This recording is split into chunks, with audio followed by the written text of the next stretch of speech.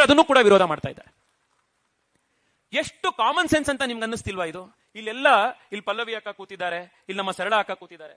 ಇವರೆಲ್ಲರೂ ಕೂಡ ಕಾರ್ಪೊರೇಟರ್ಸ್ ಗಳಾಗಿ ಬಹಳ ಯಶಸ್ವಿ ಕೆಲಸ ಮಾಡಿರುವಂತವ್ರು. ಇಲ್ಲಿರುವಂತ ಪ್ರತಿಯೊಬ್ರು, ನಾಗರತ್ನ ಅಕ್ಕ ಇದ್ದಾರೆ, ಹೆಸರು ತಗೋತ ಎಲ್ಲರೂ ಇದ್ದಾರೆ. ಇಲ್ಲಿರುವಂತ ಪ್ರತಿಯೊಬ್ರು ಅವ್ರವ್ರ ವಾರ್ಡ್ ಅಲ್ಲಿ ಶಕ್ತಿ ಮೀರಿ ಕೆಲಸ ಮಾಡಿದ್ದಾರೆ. ಅವ್ರ ವಾರ್ಡ್ ಅಲ್ಲೇನೆ ಅವ್ರು ಕೆಲಸ ಮಾಡಬೇಕಾದಾಗ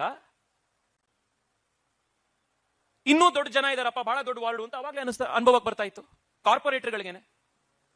ಅದಕ್ಕೇನೆ ಕಾಂಗ್ರೆಸ್ನವ್ರು ಏನ್ ಮಾಡಿದ್ರು, ಇಲ್ಲಿ ಒಂದು BBMP ನ 5 ಮಾಡಿದ್ರು. BBMP-ಲಿ 200 ಎಷ್ಟಿದ್ದು ಸರ್? 225 ಇದ್ದಿದ್ದ. 198 ಸೀಟ್ ಇತ್ತು, 198 ವಾರ್ಡ್ ಇತ್ತು BBMP-ಲಿ.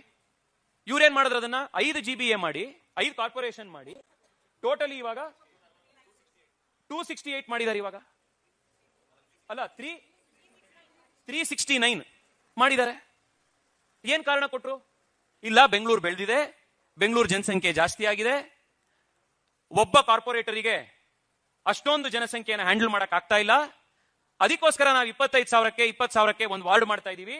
ಅದಕ್ಕೆ ನಮಗೆ ಒಂದು ಕಾರ್ಪೊರೇಷನ್ ಸಾಕಾಗಲ್ಲ, 5 ಕಾರ್ಪೊರೇಷನ್ ಬೇಕು. 198 ಸೀಟ್ ಸಾಕಾಗಲ್ಲ, ನಮಗೆ 369 ಸೀಟ್ ಬೇಕು. ಅದಕ್ಕೋಸ್ಕರ ನಾವು ಇದನ್ನ ಮಾಡ್ತಿದೀವಿ ಅಂತ ಇವರಿಲ್ಲ ಅಂದ್ರು. DK ಶಿವಕುಮಾರ್, ಸಿದ್ದರಾಮಯ್ಯನವರು ಬೆಂಗಳೂರಿನಲ್ಲಿ ಡಿಲಿಮಿಟೇಷನ್ ಮಾಡಿದಾಗ ಜನಸಂಖ್ಯೆ ಜಾಸ್ತಿ ಆಗಿರುತ್ತೆ. ನರೇಂದ್ರ ಮೋದಿ ದೇಶಕ್ಕೆ ಡಿಲಿಮಿಟೇಷನ್ ಮಾಡಬೇಕು ಅಂದಾಗ ಮಾತ್ರ ಜನಸಂಖ್ಯೆ ಜಾಸ್ತಿ ಆಗಿರಲ್ವಾ? ಯಾವ ಲಾಜಿಕ್ ಇದು? ಇದನ್ನ ಅದರಲ್ಲೂ ನಾನು ವಿಶೇಷವಾಗಿ ಕೇಳ್ತಾ ಇದ್ದೀನಿ, ಇಲ್ಲಿರುವಂತಹ ಪ್ರತಿಯೊಬ್ಬರು ನಮ್ಮ ಮಹಿಳಾ ನಾಯಕರು ಯಾರಿದ್ದಾರೆ, ಇದನ್ನ ಬೆಂಗಳೂರಿನ ಮನೆಗೆ ಇದನ್ನು ತಲುಪಿಸ್ಬೇಕು. ನೀವು ಇವ್ರದ್ದು ಈ ಢೋಂಗಿತನ ನೀವು ತಲುಪಿಸ್ಬೇಕು.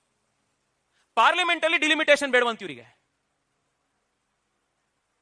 GBL ಒಂದು ಕಾರ್ಪೊರೇಷನ್ ಸಾಕಾಗ್ತಾ ಇಲ್ಲ ಇವರಿಗೆ. BBMP ಇದ್ದಿದ್ದು ಇವ್ರಿಗೆ 5 ಬೇಕಾಯ್ತು. ಏನ್ ಅರ್ಥ ಇದು? ನಾವು ಅಧಿಕಾರದಲ್ಲಿ ಇದೀವಿ, ನಾವು 5 ಮಾಡಬಹುದು, ನಾವು ಡಿಲಿಮಿಟೇಷನ್ ಮಾಡಬಹುದು. ನಾವು ಅಧಿಕಾರದಲ್ಲಿ ಇಲ್ವಲ್ಲ, ಅದಕ್ಕೆ ಮೋದಿ ಮಾಡಬಾರದು. This is all the logic. ಇದರಲ್ಲಿ ಬೇರೆ ಇನ್ನೇನು ಇಲ್ಲ.